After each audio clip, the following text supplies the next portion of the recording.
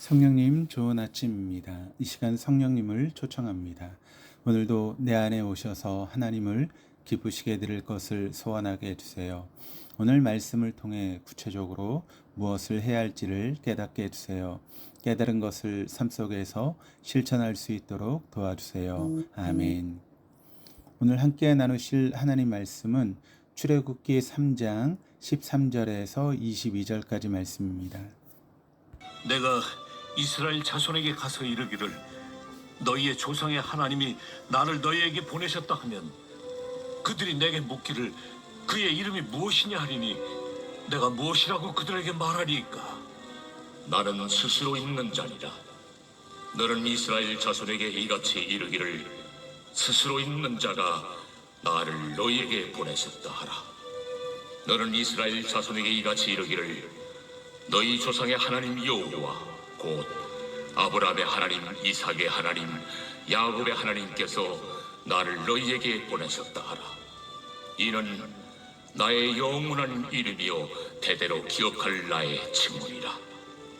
너는 가서 이스라엘의 장로들을 모으고 그들에게 이르기를 여호와 너희 조상의 하나님 곧 아브라함과 이삭과 야곱의 하나님이 내게 나타나 이르시되 내가 너희를 돌보아 너희가 애굽에서 당한 일을 확실히 보았노라. 내가 말하였거니와 내가 너희를 애굽의 고난 중에서 인도하여 내어 젖과 꿀이 흐르는 땅 곧 가나안 족속, 헷 족속, 아모리 족속, 브리스 족속, 히위 족속, 여부수 족속의 땅으로 올라가게 하리라 하셨다 하면 그들이 네 말을 들으리니 너는 그들의 장로들과 함께 애굽 왕에게 이르기를 히브리 사람의 하나님 여호와께서 우리에게 임하셨은즉 우리가 우리 하나님 여호와께 제사를 드리려 하오니 사흘 길쯤 광야로 가도록 허락하소서 하라. 내가 아노니 강한 손으로 치기 전에는 애굽 왕이 너희가 가도록 허락하지 아니하다가 내가 내 손을 들어 애굽 중에 여러 가지 이적으로 그 나라를 친 후에야 그가 너희를 보내리라. 내가 애굽 사람으로 이 백성에게 은혜를 입히게 할지라. 너희가 나갈 때 빈손으로 가지 아니하리니 여인들은 모두 그 이웃 사람과 및 자기 집에 거류하는 여인에게 은 패물과 금 패물과 의복을 구하여 너희의 자녀를 꾸미라. 너희는 애굽 사람들의 물품을 취하리라. 떨기나무의 불꽃 안에서 나타나신 하나님은 모세의 질문을 통해 자신의 존재와 또 이스라엘을 향한 앞으로의 계획을 알려주셨습니다. 13절입니다. 모세가 하나님께 아뢰되 내가 이스라엘 자손에게 가서 이르기를 너희의 조상의 하나님이 나를 너희에게 보내셨다 하면 그들이 내게 묻기를 그 이름이 무엇이냐 하리니 내가 무엇이라고 그들에게 말하리이까. 소명을 받은 모세는 하나님께서 함께 하시겠다는 약속을 주셨음에도 염려되는 것이 있었습니다. 이스라엘 백성들이 자신에게 하나님의 이름을 물을 텐데 그 질문에 대한 대답을 알려달라고 하는 것입니다. 고대 근동 사회에서 이름을 묻는다라고 하는 것은 단순히 어떤 인격체에 붙이는 칭호만을 의미하지 않습니다. 당시의 이름은 그 존재의 성격이나 신분 또는 본질을 담고 있습니다. 모세는 지금 하나님의 존재와 그 본질에 대해서 어떻게 설명하면 좋을지 묻고 있는 것입니다. 만일 애굽에 있던 이스라엘 백성들이 조상들이 섬기던 하나님에 대해 이미 잘 알고 있었다면 모세도 그렇게 크게 염려되지 않았을 것입니다. 하지만 지금은 하나님과의 관계와 지식 모두 굉장히 흐릿해진 상태입니다. 그리고 400년 동안 애굽에 머물면서 그들의 우상에 물들어 있던 것도 큰 문제였습니다. 이런 상황 속에서 이스라엘 백성들이 알아야 했던 하나님의 본질은 유일하심입니다. 다신놈 문화에 젖어있던 그들에게 여러 신 가운데 또 하나의 신을 추가하는 것은 어려운 일이 아니지만 모든 우상이 거짓인 것과 하나님을 바르게 알고 하나님 한 분만을 섬기는 것은 자신의 삶을 송두리째 바꿔야 함을 의미합니다. 하나님 모세에게 스스로에 대해서 이렇게 소개하십니다. 14절입니다. 하나님이 모세에게 이르시되 나는 스스로 있는 자이니라. 또 이르시되 너는 이스라엘 자손에게 이같이 이르기를 스스로 있는 자가 나를 너희에게 보내셨다 하라. 능력이 뛰어나고 쌓은 업적이 많으면 많을수록 자신이 누구인지를 여러 미사오그를 통해 다양하게 소개할 수 있습니다. 그런데 하나님은 모세의 질문에 자신이 누구인지를 한 문장으로 요약하십니다. 나는 스스로 있는 자이니라. 이 문장을 풀어서 해석하면 나는 영원히 존재하는 자로 존재한다. 또는 나는 영원한 자존자이다 라고 하는 것입니다. 피조된 모든 존재는 무엇인가 앞선 원인에 의해서만 존재하면서 또 그 원인에 의해 지배당할 수밖에 없습니다. 그러나 하나님은 유일하게 스스로 존재하시고 모든 원인으로부터 자유로우시며 모든 만물이 존재할 수 있는 궁극적 원인이 되어주십니다. 하나님은 태초에 아무것도 없던 무의 상태에서 유를 창조하셨습니다. 스스로 존재하는 분이 아니고서는 할 수 없는 일입니다. 그리고 무에서 유를 창조하신 것과 같은 일을 이제는 애굽의 종된 이스라엘 백성들에게 베푸실 것입니다. 그들의 마음이 없던 하나님의 백성에 대한 정체성을 심어주실 것이고 아무런 소망이 없던 그들의 마음에 가나안 땅을 향한 비전을 품게 하실 것입니다. 자존하신 하나님은 오늘을 사는 영적 이스라엘인 우리에게도 이 놀라운 은혜를 베푸셨습니다. 하나님 없이 죄의 종노릇하던 우리를 십자가의 은혜로 해방시켜 주셨고 애국과 같은 세상 속에서 영원한 하나님의 나라를 품게 하셨습니다. 스스로 계신 분께서 창조의 능력으로 우리를 회복시키셨습니다. 15절입니다. 하나님이 또 모세에게 이르시되 너는 이스라엘 자손에게 이같이 이르기를 너희 조상의 하나님 여호와 곧 아브라함의 하나님 이삭의 하나님 야곱의 하나님께서 나를 너희에게 보내셨다 하라. 이는 나의 영원한 이름이요 대대로 기억할 나의 칭언이라. 본절에서는 아브라함, 이삭, 야곱이 섬기던 하나님이 바로 여호와라고 하는 사실을 강조합니다. 조상들의 하나님, 즉 유일하신 여호와께서 이제는 이스라엘 백성의 하나님이 되어주시고 조상들에게 주셨던 언약을 이루시겠다라고 하는 것입니다. 이스라엘의 모습이 좋았을 때에만 하나님의 언약 아래에 있던 것이 아닙니다. 떨기나무와 같이 볼품없고 가장 어두운 시절을 보내고 있는 지금도 하나님의 언약 아래에 있습니다. 이제 이스라엘 백성들은 그 언약을 기억하며 하나님의 손을 붙잡아야 합니다. 우리의 삶도 평탄할 때가 있고 끝없는 어두운 터널 가운데를 지날 때도 있습니다. 우리의 삶이 형편없다 느껴질 때면 여전히 우리의 삶에 하나님의 모습이 존재하는가 의심이 들 수도 있습니다. 하지만 하나님은 단 한 번도 우리를 버려두신 적이 없으며 우리를 향하신 언약을 잊으신 적도 없습니다. 모진 고난 가운데 있던 요셉의 삶 속에 하나님이 늘 동행하셨듯 미대한 광야에 있던 모세를 기억하셨듯 하나님은 우리의 삶이 어떠하든지 사랑의 눈으로 보고 계시며 강한 손으로 붙들고 계십니다. 우리의 형편에 따라 하나님의 존재 유무를 계산하기보다 모든 상황 속에서도 우리를 놓지 않으시는 하나님의 손을 바라보십시다. 16절입니다. 너는 가서 이스라엘의 장로들을 모으고 그들에게 이르기를 여호와 너희 조상의 하나님 곧 아브라함과 이삭과 야곱의 하나님이 내게 나타나 이르시되 내가 너희를 돌보아 너희가 애굽에서 당한 일을 확실히 보았노라. 모세가 이스라엘의 장로들을 모으고 하나님의 말씀을 전하는 것은 곧 이스라엘 백성 전체에게 전하는 것과 같았습니다.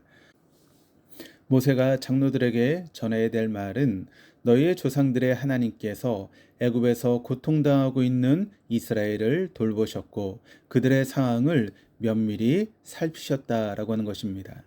사람은 시간이 가고 상황이 변하면 굳게 맺었던 약속도 지키지 못하는 경우가 많습니다.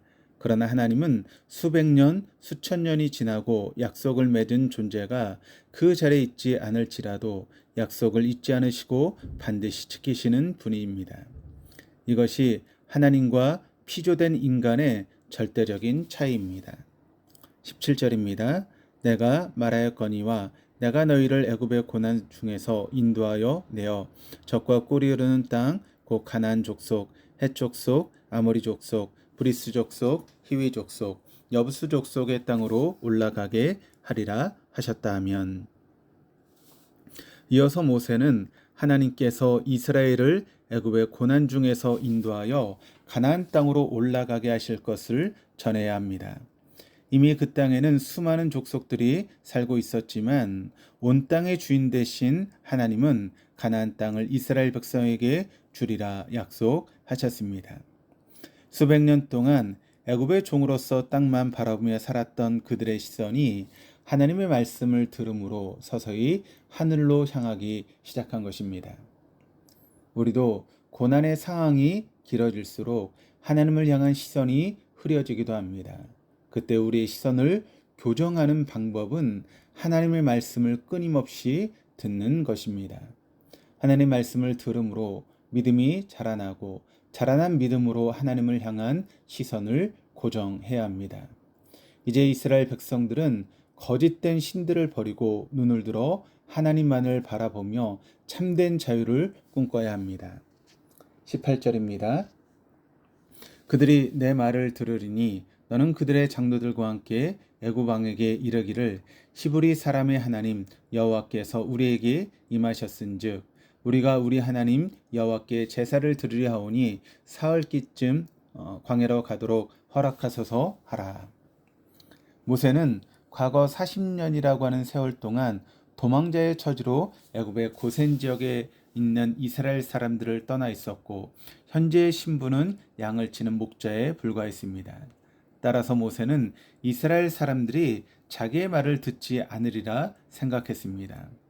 모세에게는 누군가를 설득하기에 앞서 자신의 신분과 권위가 중요했지만 하나님께서는 그러한 것들이 중요치 않았습니다. 참된 권위는 하나님의 말씀을 믿고 순종하는 자에게 주어집니다. 모세가 16절, 17절에서 하나님 명하신 대로 순종하여 말을 하게 되면 이스라엘 사람들이 그 말을 경청하고 순종하게 될 것입니다. 이것은 모든 권위가 모세에게서 나온 것이 아닌 하나님의 말씀으로부터 나온 것이기 때문에 그렇습니다. 19절에서 20절입니다. 내가 하노니 강한 손으로 치기 전에는 애굽 왕이 너희가 가도록 허락하지 아니하다가 내가 내 손을 들어 애굽 중에 여러 가지 이적으로 그 나라를 친 후에야 그가 너희를 보내리라.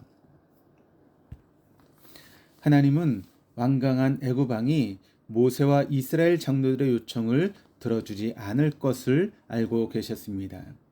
하나님의 강한 손으로 치기 전까지는 말입니다. 당시 애굽의 경제는 종된 이스라엘 사람들의 노동력에 크게 의존하고 있었습니다. 그렇기에 장정만 60만 명이 넘는 자들을 순순히 보내줄 리 없었습니다. 애굽 왕의 이러한 태도는 하나님을 대적하는 것과 같습니다. 이스라엘의 출애굽은 하나님의 뜻이었으며 모세는 하나님의 말씀을 대언하는 것이기 때문입니다. 하나님은 이스라엘을 놓아주기를 거부한 그들에게 강한 손으로 여러 가지 이적을 일으키시며 애국과 거짓 신들을 심판하실 것입니다. 그리고 그 후에야 비로소 이스라엘 백성들을 놓아줄 것입니다. 21절, 22절입니다. 내가 애굽 사람으로 이 백성에게 은혜를 입히게 할지라 너희가 나갈 때 빈손으로 가지 아니하리니 여인들은 모두 그 이웃 사람과 및 자기 집에 거류하는 여인에게 은폐물과 금폐물과 의복을 구하여 너희의 자손을 꾸미라. 너희는 애굽 사람들의 물품을 취하리라. 하나님은 이스라엘이 애굽을 떠날 때 많은 보물을 얻어서 나가게 될 것을 알려주셨는데 하나님은 이미 아브라함에게 이에 대한 약속을 주신 적이 있습니다. 창세기 15장 14절입니다. 그들이 섬기는 나라를 내가 징벌할지며 그 후에 내 자손이 큰 재물을 이끌고 나오리라. 하나님은 출애굽 사건을 오래전부터 계획해 오셨으며 드디어 하나님의 뜻이 이루어질 때가 다가왔습니다. 22절에 은폐물과 금폐물과 의복을 구하여라고 하는 말은 구걸하다, 빌다 뜻이 아니라 이제까지 제공했던 엄청난 노동에 대한 대가를 당당히 요구한다라고 하는 것을 의미합니다. 이스라엘 백성들은 애굽에서 떠날 때 도둑처럼 몰래 떠난 것이 아니라 그들이 수고한 것을 전리품으로 당당히 얻어서 떠나게 될 것입니다. 그것이 전리품인 이유는 하나님께서 강한 손을 펼치사 애굽과 애굽의 신들을 심판하셨고 승리하셨기 때문입니다. 하나님의 승리의 대가로 이스라엘은 전리품을 취할 것입니다. 인간의 좁은 시각으로는 이스라엘이 애굽의 손 아래 있었던 것처럼 보일 수 있습니다. 궁극적으로는 온 우주 만물을 창조하신 하나님의 손이 이스라엘을 붙들고 계셨습니다. 우리가 살아가는 이 세상도 우리의 삶을 삼켜버릴 것처럼 거대해 보일지라도 그것과는 비교할 수 없는 하나님의 강한 손이 우리의 삶을 붙들고 계십니다. 그 어떤 존재도 하나님의 손에서 우리를 빼앗을 수 없음을 기억하시고 어떤 형편에 있을지라도 가장 선한 길로 이끄시는 하나님의 손을 바라보시는 저와 여러분 우리 모두가 될 수 있기를 주님의 이름으로 축원합니다. 기도하시겠습니다. 하나님 아버지, 애굽의 권세 아래 있던 이스라엘을 하나님의 강한 손으로 구원하신 것처럼 사단의 권세 아래 있던 우리를 십자가의 능력으로 영원한 죽음에서 해방시켜 주심에 감사드립니다. 이것을 알고 있음에도 세상의 유혹에 넘어가 세속의 물결에 따라 살아왔음을 회개합니다. 영원하지 않은 유한한 것들에 빼앗겼던 마음을 뒤로하고 스스로 계신 하나님만을 바라보기 원하오니 중심을 다하여 하나님을 사랑하게 하여 주옵소서. 그리하여 오늘도 하나님의 자녀된 각자의 삶을 통해 거짓된 세상 속에 진리를 밝혀 드러내는 우리가 되게 하여 주옵소서. 감사드리며 예수 그리스도 이름으로 기도드립니다. 아멘.